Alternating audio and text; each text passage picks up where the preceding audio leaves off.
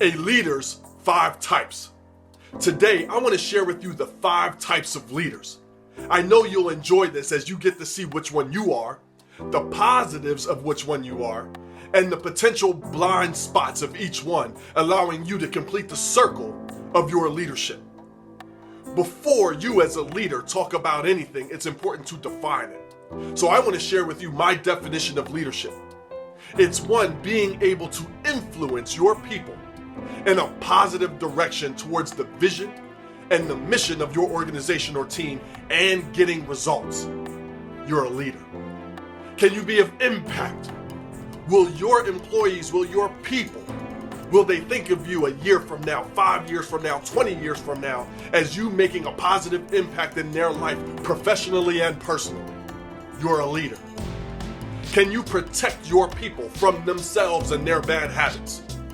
Can you also protect your people from your bad habits and possible blind spots? Can you maintain expectations? Expectations to live up to the standard and the mission that you've set forth. And can you show up every day with a smile, doing your best and being your best? That's my definition of a leader. You can do those things. You're a leader that you can be, your people need you to be, and your organization is counting on. So now, which type are you? The first type is the motivator. This is the gung-ho leader that comes in every day, geared up and ready to go. They motivate and they inspire. Now the positives sound just like what they are. This person is energetic, you love what you do, you're motivating your team forward. The downside to that is that not everyone on your team, especially if you've inherited a team, are like that or are motivated by that and may be looking at you sideways because they don't believe that you can be that way all the time. So the blind spot to make sure that you correct and complete the circle here is be sure that you hire well. Be sure that you recruit well to your team, so you can have as many inspired and motivated people like you that are going in that direction. Otherwise, it's easy for you to burn out or burn other people out. The next type is the connector.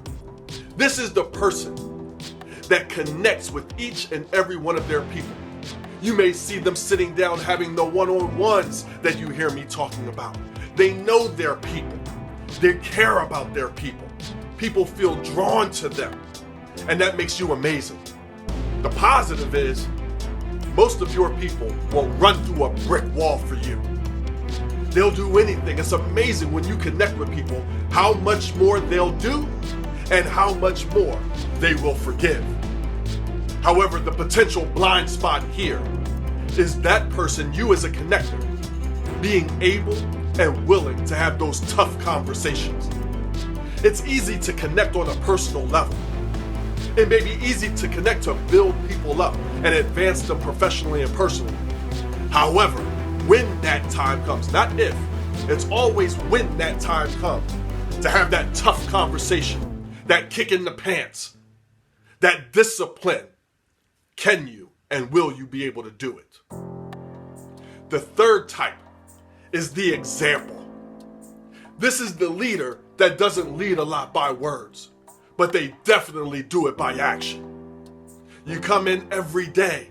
This leader does everything the right way, but they don't speak a lot. They don't connect a lot. They're not a big motivator and rah-rah person. If you follow their behavioral lead, you'll be just fine. The blind spot here is not everybody works that way. Not everybody has that personal leadership or self-discipline to do that. So as an example, the blind spot here is people skills. Who on your team needs those quality minutes allowing you to connect with them? Who needs those conversations and those motivational opportunities? So enhancing your people skills and connecting skills will be monumental if you are the example. The fourth type is the visionary.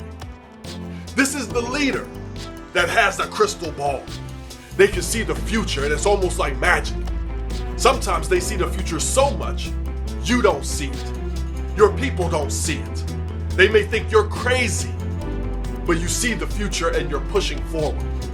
Now, the positive is you're always ahead of the game. You're innovative.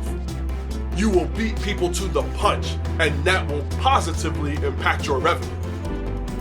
Now, the downside, the possible blind spot here, is that as a visionary leader, you may really struggle with the smaller steps and the processes and the minutia of things. Now, it's easy to say that you have people for that. If you don't, and you're an entrepreneur or a small team, you're gonna have to upgrade your small steps and processes and the minutia of things. If you have a bigger team, you may have people for that. It's very important for you as the visionary to know a little bit about how things work. And that way you're not burning out your people to do something so impossible. Now, I'm not saying you ever drop your expectations. What I am suggesting is that you find out the processes so you can reward your people when they do the impossible, because it was harder than you thought as a visionary.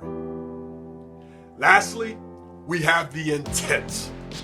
This is the boss. You as a leader might be very gruff, very to the point, or they're just so intense with you, you don't feel like you can have a relationship.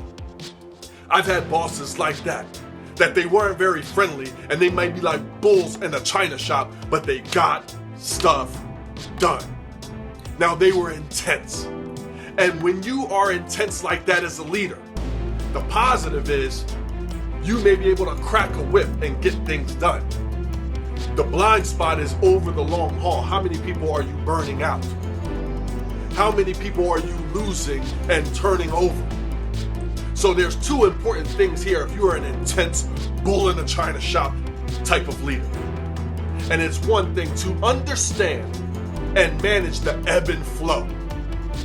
See, in sports, the superstars in basketball and football, they can manage the ebb and flow of the game.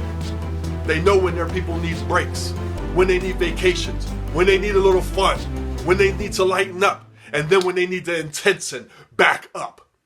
Manage the ebb and flow. Also, as an intense person, as an intense leader, it's most likely you're not going to change but so much. It may be very important for you to hire a buffer. You're at the top as a leader. This person here acts as a buffer. Because if you're going to be intense and you choose not to change, your people are going to need a little bit more. And if they can't get it from you, be sure they do have someone that they can go to, and that's your hired buffer. Guys, that's my 5 types of leaders. Which one are you? What's the positives of who you are and how you are within your organization? And now you know some potential blind spots to allow you to complete your circle and be the leader that you can be, and that your organization needs you to be, and that you'll be proud to be. Now stay tuned for a next episode of when I do the 5 types of managers, because they're different from leaders. Managers are people that are put in place to manage processes. Some are great, some are not so great. In today's thing, I didn't give you any of the negatives, because leaders aren't negative. There's different types, given my definition of leadership. Managers is a different story. So stay tuned for that, and I can't wait to share it with you. Guys, if you like this, you're gonna love everything at youevolvingnow.com. It's YOU, evolvingnow.com. And I look forward to connecting with you and being of value and impact for your organization, your leaders, your employees, and your teams. I'll see you next time. Enjoy your evolution.